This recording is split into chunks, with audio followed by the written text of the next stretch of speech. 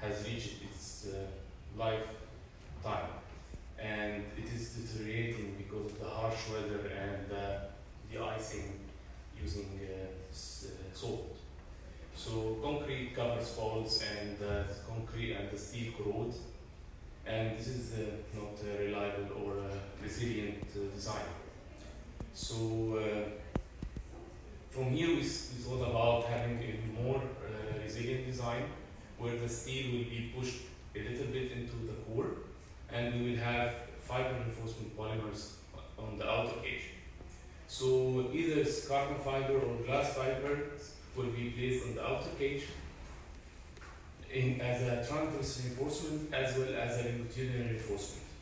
This will help in two matters actually. From a material perspective, concrete will be better confined. Now we have, instead of a single layer of confinement, we have two layers of confinement. In other words, the core of the column will be confined by two layers of spirals. And this on a material performance level will enhance the performance. From a capacity-wise, the FRP has a higher strength, so it will give us again higher capacity for the section, while we are relying on the steel to provide some kind of ductility. So we already examined various tools to do the moment curvature analysis. Unfortunately, not all of them allow the hybrid reinforcement when you have a section with both reinforcement together. And for those who have, they are leaking the post-peak performance. So once the section reaches the ultimate capacity, there is a convergence problem, and the section, the most commercial softwares available cannot give you the post-peak performance. We use that as well after being validated with experimental program. We try to look from the literature for something that has both hybrid reinforcement. We did validate that with experimental and numerical work that has been done before. And we used that to design for our experimental program, and we already start testing the first controls testing. So just as a schematic sketch of what we are expecting when we have a section reinforced with FRP or with steel. Basically, for sections reinforced with steel, we have the elastic zone followed by concrete cracking, then the yielding of the steel. And if we are applying a material model that incorporates the strain hardening, we might still have a gain of the strain for the moment capacity.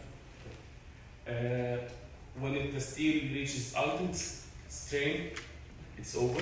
So ductility index from there could be defined by the value measured at the ultimate strain over the value measured at the yield strain of the steel. This is straightforward and very common used definition, but when it comes to section with FRB that doesn't have rupture by nature, doesn't have yield by nature, so the term is now not valid. We don't have yielding for FRP. So there have been some formulas presented by many researchers. They fall under two main approaches: the energy-based approach and the displacement-based approach. The energy-based approach has a major drawback that you can achieve the same ductility index with, it's basically the area under the curve. So it has a major drawback that you can achieve the same ductility index with totally different deformation levels, because simply the area under the curve was the same. So this is a major drawback. So this let us better go for the deformation-based approach, that it only defines a nominal yield point for FRP. And this nominal yield point for FRP could be something coming out of your numerical simulation. Let's say it might be the concrete strain reaching a certain value at the maximum fibers. We could define that as a yielding point, nominal, of course, yielding point, and from there we can use the same ductility index. So we all need ductility, like sections for applied or seismic loading does not sustain without ductility. So we picked out of the literature study that has been done by EU 2002 that has been experimentally done on reinforced concrete sections with both steel and FRP. We picked these 4 models, 4 sections, and this has been also validated numerically with SCARA 2015. So we did try to model all of these models, all of these sections. As you can see, we have very good agreement with the numerical simulation done with SCARA in 2015.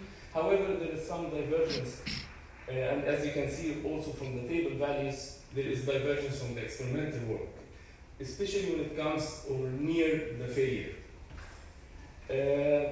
This could be interpreted either because of actually there was no much data on the experimental paper about the material models used, nothing other than the FCU or F prime C, and so there is still a room that the both numerical models did not accurately represent the materials model in the experiment. But again, it's very precise when it comes to comparison with the numerical model. And as you can see that we have better representation post the peak compared to other research data. So back to our experimental program, we have 4 main, now we have validated the software used. We have designed our 4 main key specimens. So our first specimen is a control conventional reinforced concrete bridge. And the other specimens is the one with 2 layers of CFRB and that outer layer of GFRB. But we could not compare that to that. We should be only have to compare apples to apples. So this is why we made an intermediate specimen where we introduced 2 layers of steel. So now we will be more focusing on the material characteristics, the gain that we got out of the better confinement, and then we can compare the materials with 2 layers of steel with the other specimens.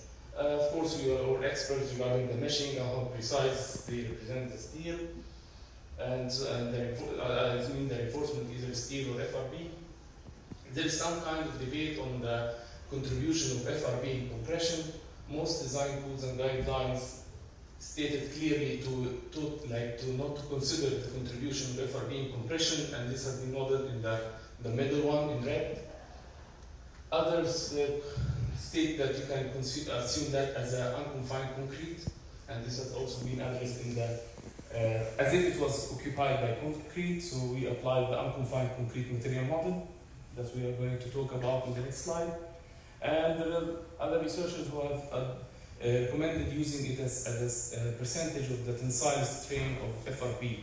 So in that case, it's like around 35 to 50% of the ultimate strain in tension is applied in compression. For the concrete model, we did use Mander confinement model. As we all know, it's based on the average confinement between the spirals. And Ligital 2018 studied the performance of a reinforced concrete section with 2 layers of steel. And he did suggest that there is an average confinement coming from both layers. So it's basically the same equation, but applying it twice, once for the inner layer and once at another time for the external layer. So just to give you, like now comparing the sections with double layer of confinement, steel, CFRB and GFRB, it's very obvious that the CFRB has higher strain, ultimate strain than GFRB. So it did give like almost 80% higher capacity, but the GFRB landed at like 30% increase in the strength. By the time we all know that the FRB are not on the same extreme fiber, so some of them are reaching their ultimate strain at some point. Then we have a drop because they are basically out of the capacity, followed by a series of drops because of different FRB bars ruptured at different stages. But at the end, we still have the steel there. The steel is still applying ductility for the section, and in the GFRB case, it's still carrying almost 50% of the capacity of the section instead of 400 kilonewton meters to 200 kilonewton meters. So still we have some kind of ductility, and this is the one spot we didn't yet show you the different reinforcement ratio of the outer layer to the inner layer, the outer diameter to the inner diameter. There is a lot of of work to do on that. We can stay play with these numbers and try to achieve as much ductility as we can. Of course, we know FRB is a brittle material. We are trying to push the maximum that we can get. We go quickly with the different parametric study, like the different material models that is commonly used for design purposes for steel, concrete, and of course the ones for FRB. So it was found that the assumption of the bilinear steel material model is somehow close to the more precise simulation of the steel. So we are not losing much when we use the bilinear strain model. It was also shown that the random confined model, if applied all over the section compared to the effective confined model proposed by Lee et al. 2018, it did, of course, the average confinement model is bringing you better capacity, but it was, again, at that level of strain, the concrete has already reached its ultimate strain, so it's out of the story. It's not contributing anymore. But it did help somehow, but not as much as expected. Again, this is only one case we might need to study further. And of course, when comparing to the experimental program, we might get something better in terms of confinement. Back at last, by the modeling of FRB and compression, basically the three of them are based on the CFRB. We compare the three of them, either totally ignoring the contribution of FRB, considering that space occupied by concrete, or considering the strain of the FRB as a 35% of the ultimate strain of the side strain of FRB. It did help, but not that much, as you can see here, like maybe 5-7% increase in the ultimate strain. Both the performance is almost the same. So the contribution of the FRB in compression is not that much. Quickly, I'll show you. We started the experimental program. We did the first two specimens, as I showed to you. We still are working on the other two specimens. The one was a conventional control specimen, followed by the one with 2 layers of steel. Of course, we have to define the loading protocol, and it was a little bit challenging because the loading protocol usually applied for steel sections reinforced with steel is somehow different when it comes to FRB. Usually, researchers do not like to do a lot of cycles at the same drift value to not exhaust the section and get out the maximum that they can get. So the good thing about the ACI committee report that it gives you a room that at least 2 minimum cycles at each drift value should be applied. You can make it 2, you can make it 3. It also allows you to have a serviceability cycle at each drift value where we applied either 60% of the yielding of the steel or 25% of the ultimate of the strength of the FRB. This is meant to check the elastic stiffness of the section and initially, and then the stiffness degradation while the section cracks and concrete spouts and so forth. So this is our loading protocol. Of course, it's all based on the displacement at the yield. So this could be done either by coming from the pushover analysis or a moment curvature. As you can see here, you can initiate the first point when we have the yielding of the steel, and we can get from there the delta yield, and this is being used in the loading protocol. For my conclusion today, first, the program that we have been used have been tested experimentally and numerically. We tried as much as we can to pick something that has both reinforcement as a hybrid reinforcement. Most models used for design purposes did show a good agreement with the more precise material models like the steel one that we tested. The contribution of FRB in compression, as stated by many design codes and guidelines, could be neglected, at least for the moment curvature analysis. The use of FRB, either CFRB or GFRB, did enhance the capacity of the section by 8 to 12%. And by the time the FRB totally ruptures at different strain, different fibers, still the steel bars were there they could provide some kind of ductility, 50% in case of CFRB and 30% in case of GFRB. We have already started testing the first control specimen. I couldn't make something to you today, but hopefully I will include it later in future work, and I would like to compare it to the control specimens and other specimens and see what is the real performance, because we are measuring the moment temperature as well during the experimental work. I would like to acknowledge SPRAM for giving us a chance to use their software and applying more material models in their library, and of course UBC and Dr. Alan's lab for the support and the work done there. Here is my references, and thank you.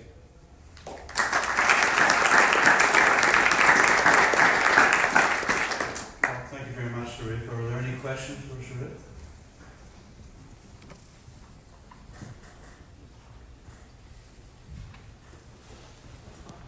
Thank you very much. Very interesting work.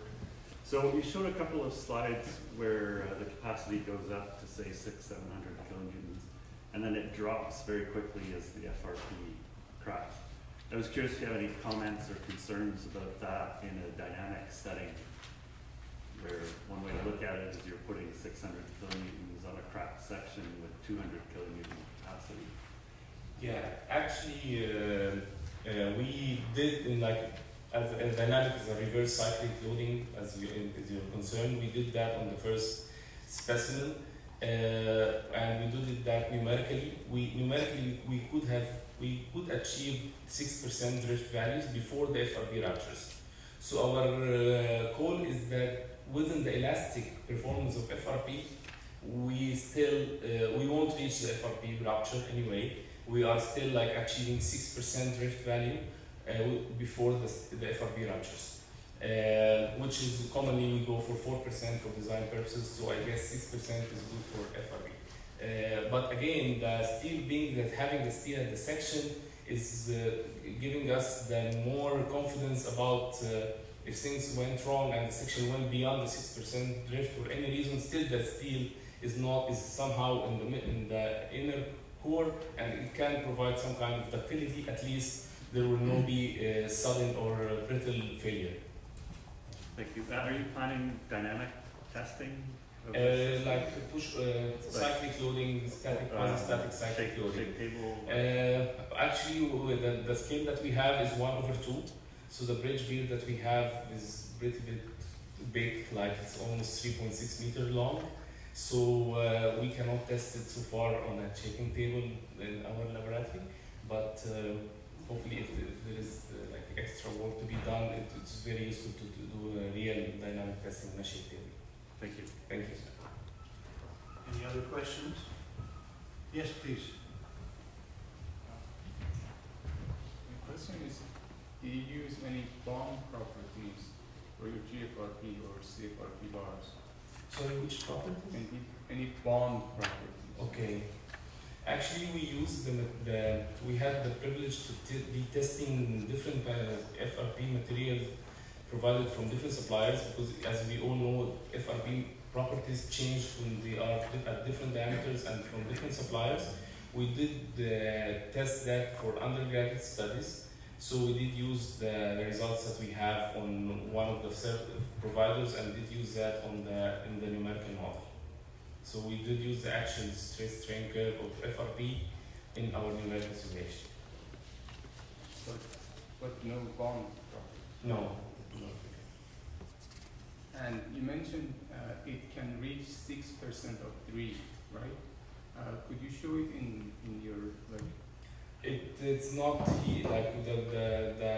the other part of the experimental running. We are measuring the moment temperature. We are measuring the force displacement. So numerically, it's still not yet tested yet. The one was FRP, but the control specimen, as well as the other specimens, did reach 6% drift numerically. Experimentally, we only have the control specimen. We didn't yet test the other specimens. So the FRP bars didn't rupture until 6%? Yeah, the strain was still less than 2.1% that we use in our numerical simulation. And that numerical simulation you're talking about is different than what you showed the right with the drop. Yeah, this is a sectional analysis. Like it did not contribute the column height. You know, the moment curvature is a sectional analysis. It does not contribute to the moment the column height and other factors. It only contributes for the nonlinearity coming from the material. Okay, thank you, Sherif. We'll move on to the next speaker.